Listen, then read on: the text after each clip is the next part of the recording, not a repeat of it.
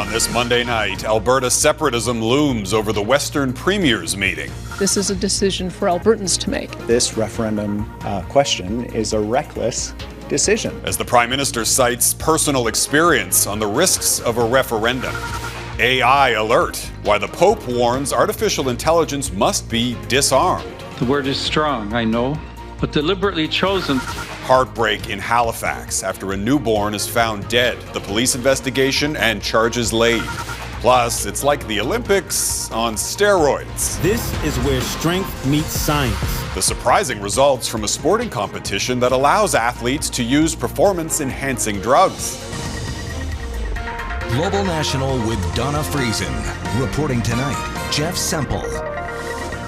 Good evening and thank you for joining us. Leaders from Canada's western provinces and territories are in Kananaskis, Alberta tonight. Their annual meeting's agenda is being overshadowed by the looming threat of Alberta's sovereignty after Premier Daniel Smith announced a referendum on independence last week. Smith has also been sparring with BC's Premier David Eby over a major pipeline project. Our Heather Yourex-West is in Kananaskis for us tonight and joins us with more on the tense, high-stakes diplomacy. Heather.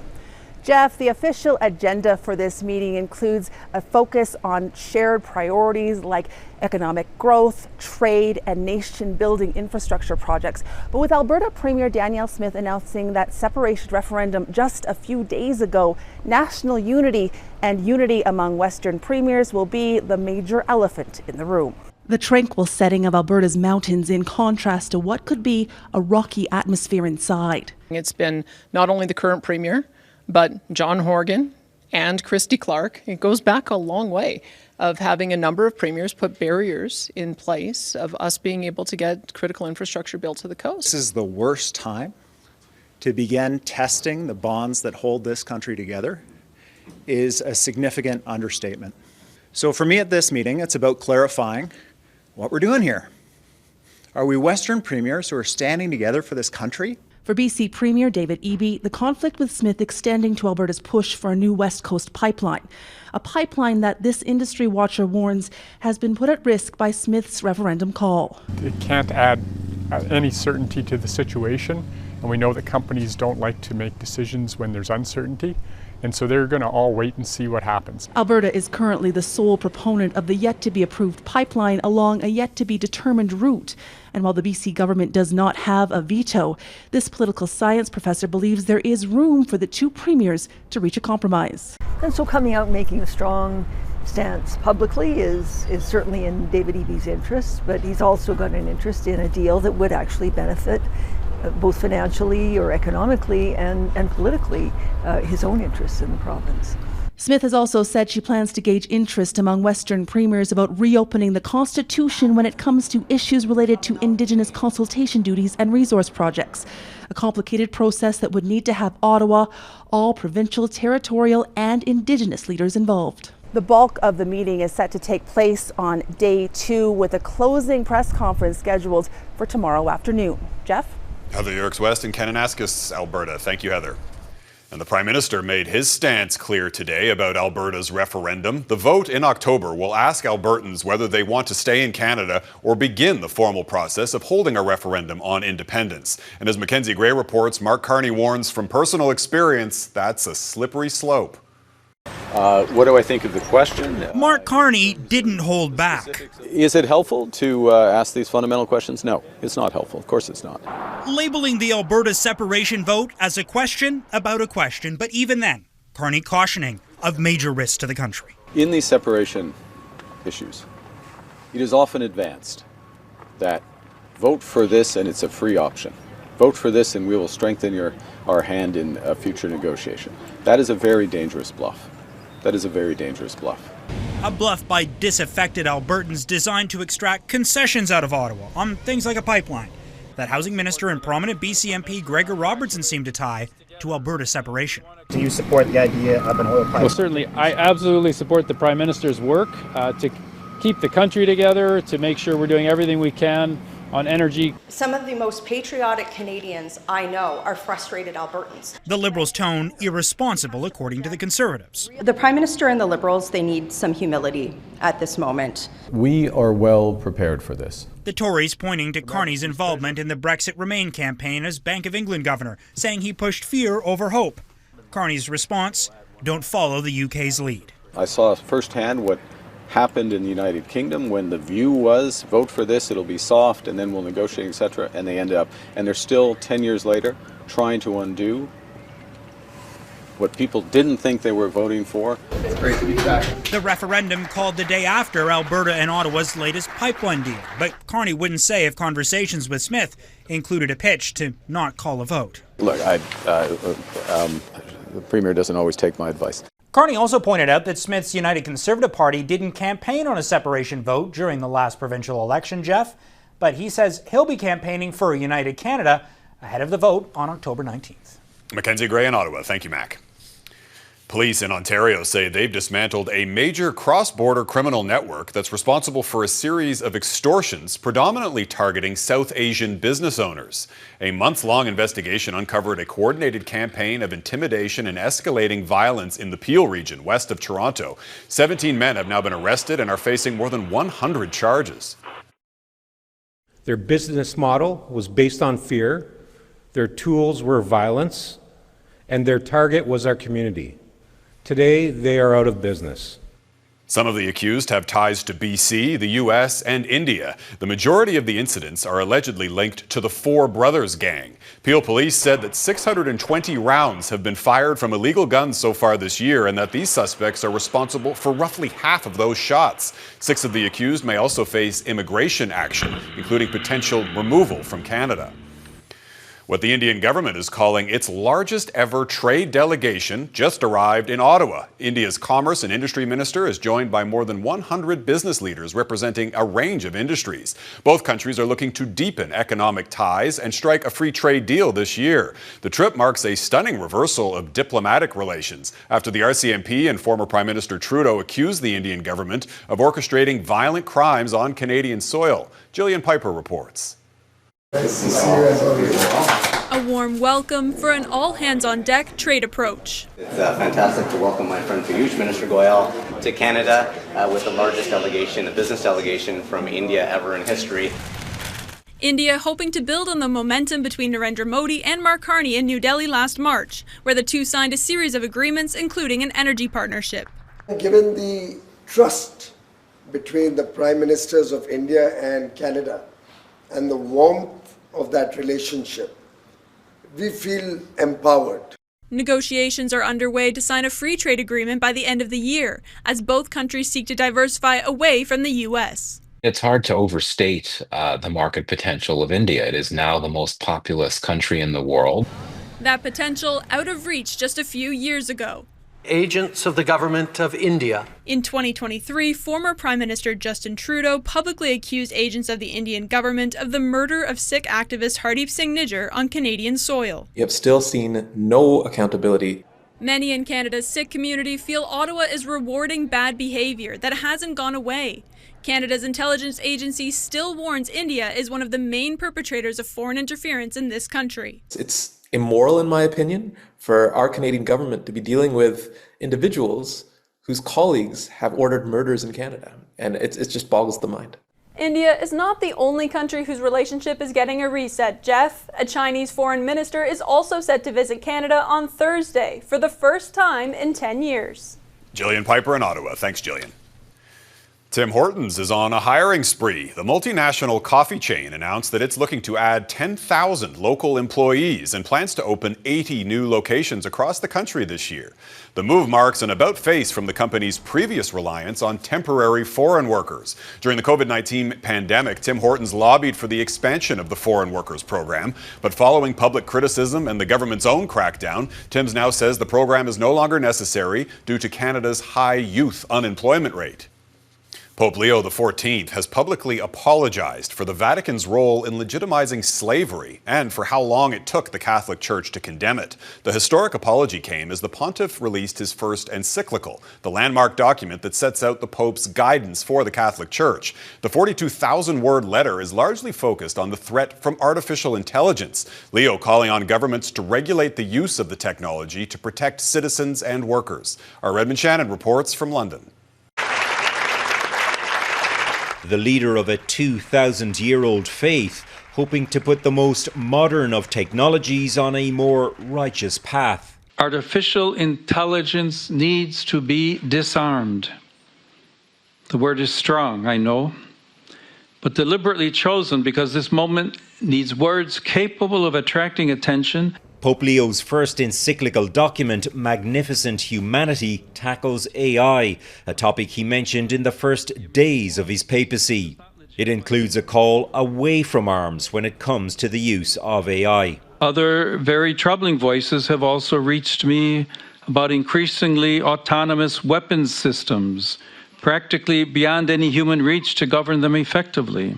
Voicing his AI concerns, Leo XIV is also calling for the protection of workers, just as his namesake did in an encyclical 135 years ago, when Leo XIII advocated for greater workers' rights in the face of 19th century technology and capitalism. The expert guest by the current pontiff's side Monday, Canadian atheist Chris Olah, co-founder of one of the world's largest AI firms, Anthropic. There is a real possibility that AI will displace human labor at a very large scale. If that happens, supporting those displaced will be a moral imperative of historic proportions. A desire for strong AI regulation is at the heart of Leo's paper. It's another topic where the US-born Pope appears to differ from the US government. We believe that excessive regulation of the AI sector could kill a transformative industry just as it's taking off. The Canadian government says it will soon publish its 6-pillar plan on AI, with a primary focus on what it calls protecting Canadians and safeguarding democracy. Redmond Shannon, Global News, London. Parts of Europe are roasting in record-breaking heat, triggering warnings after deaths were reported at some sporting events. It's the continent's first major heat event of the year. The UK set a national record today for its hottest day ever in May at 34.8 degrees. More than 20 towns in France have also recorded their warmest May temperatures. And in Spain, sizzling temperatures are also exceeding the norms by up to 10 degrees. The sweltering heat is expected to persist through the week. And ahead of the summer in this country, Canada is getting more air support to fight intense wildfires. The federal government is funding the country's first reserve of firefighting aircraft. It's leasing 4 air tankers, 5 heavy-lift helicopters, and 1 spotter plane. The national fleet can be requested by provinces and territories to respond where needed. California is keeping a nervous eye on a massive chemical tank. Coming up, the threat of a catastrophic explosion is over, but that doesn't mean the danger has dissipated.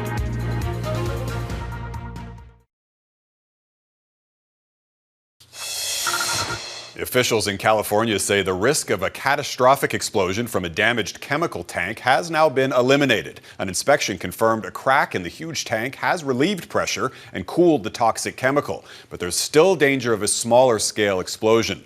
For that reason, evacuation orders remain in place for more than 40,000 people.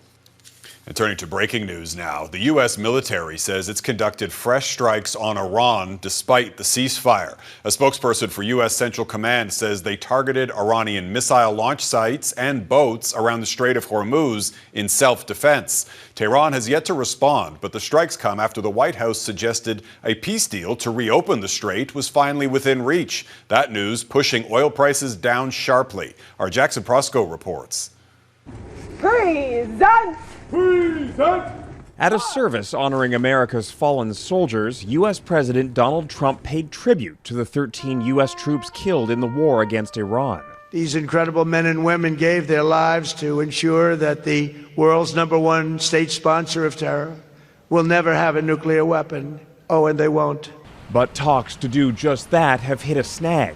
Both Washington and Tehran are signaling progress while tempering expectations as they dig in on their non-negotiables. So we have what I think is a pretty solid thing on the table in terms of their ability to open up the straits, get the straits open, enter into a very real, significant, time-limited negotiation on the nuclear matters, and hopefully we can pull it off. It has a lot of support. On social media, Trump wrote, "Negotiations with the Islamic Republic of Iran are proceeding nicely. It will only be a great deal for all or no deal at all." Iran's foreign ministry said a conclusion had been reached on many topics, but that didn't mean the signing of an agreement was imminent. As the president said, he's not in a hurry. He's not going to make a bad deal. Key sticking points remain the fate of Iran's nuclear program, sanctions relief, and control of the Strait of Hormuz. There's already concern within Israel and Trump's own Republican Party that the deal won't do enough to curb Iran's nuclear program. So it's not even really a deal that's being discussed right now, but an extension of a ceasefire, some sort of limited deal on the Strait, and then future discussions about the nuclear program. As the two sides go back and forth, Trump has thrown a new wrinkle into negotiations. He issued what he called a mandatory request for more Arab and Muslim countries to sign on to the Abraham Accords, which seek to normalize relations between those countries and Israel. Jeff? Jackson Prosco in Washington. Thanks, Jackson. Iran's president has just issued an order to reopen international internet access, according to Iranian state media. Authorities imposed an internet blackout after the start of the U.S.-Israeli strikes back in February. Most Iranians have been without access to the internet for 87 days. Still ahead, police lay charges following the death of a newborn in Halifax.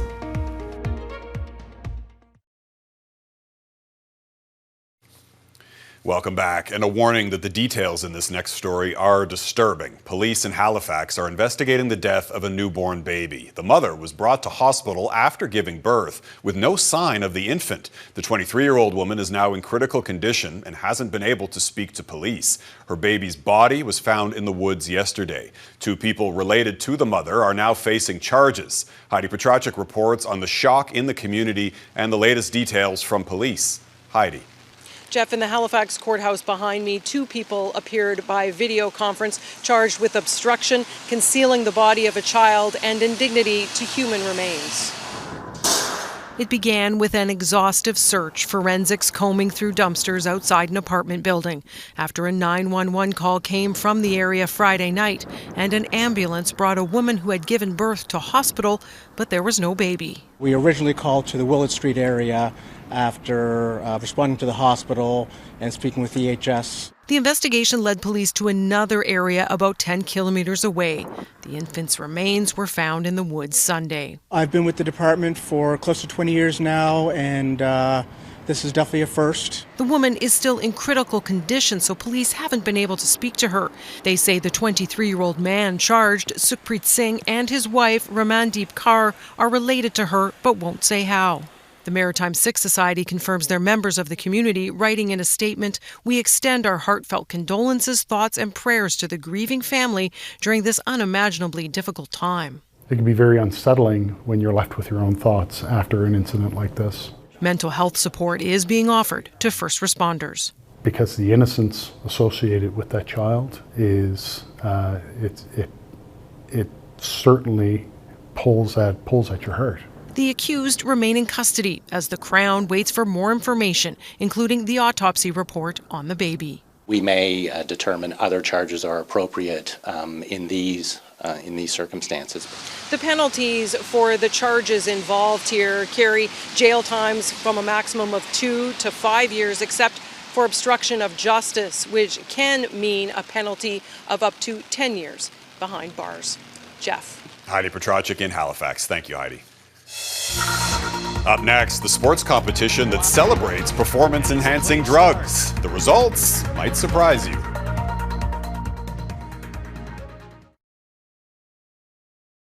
The first all-drug Olympics open today in Bogota, Colombia. Athletes are allowed to take any substance whatsoever before.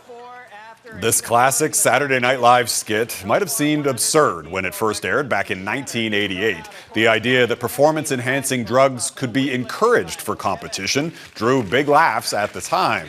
But in a competition held in Vegas over the weekend was no joke. The Enhanced Games just wrapped up its inaugural event, billed as a celebration of athletes using performance-enhancing drugs. Our Mike Armstrong reports on the results. If there were gold medals for confidence, organizers of the Enhanced Games would have won one, and early. Ladies and gentlemen, your winner. First competitor in the first event kicked the day off trying to beat the world record. Wow, she's got it. She's got to fight. She's got to fight. She's up. Oh. And not quite making it. And it's a clean start. One of the clear goals of the day was to set records, even if they'd be unofficial. The enhanced games had 42 athletes in 4 sports and big money on the line, up to $1 million bonus for beating a world record. Lock it out. Oh, he just cannot. That did happen, but only once in the last event of the day. Call a big proud one record! 24-minute record! The event was intended to show what athletes could achieve with the help of performance-enhancing drugs. Competitors were allowed to take things like steroids, testosterone, or human growth hormones as long as the products are approved for human use. Organizers argue rules against doping in sports stifle science. Under the right clinical and medical supervision, you can be advised what kind of protocol could help you become the best. Well, critics are calling the event, among other things, a dangerous clown show. The World Anti-Doping Agency says it tarnishes reputations and endangers lives. There have been many examples of athletes suffering serious side effects from the use of performance-enhancing drugs. The company that runs the event also sells performance and wellness products right on its website. Things like testosterone treatments, weight loss drugs, and so-called healthy aging supplements. The enhanced games are part sporting exhibition, part infomercial. Mike Armstrong, Global News, Montreal. And some good news for a clean athlete. Ahead of the World Cup, Alphonso Davies is among the 32 players named to Team Canada's training camp roster. The 25-year-old captain injured his hamstring while playing earlier this month. Today, head coach Jesse Marsh said that he thinks Davies will be fit enough to play, but not until after Canada's first match against Bosnia. The final roster will be revealed on Friday. And that is Global National for this Monday. I'm Jeff Semple. Tonight's Your Canada is Clearwater River in Wells Gray Provincial Park, BC. Thanks for watching. Hope to see you back here again tomorrow. Have a great night.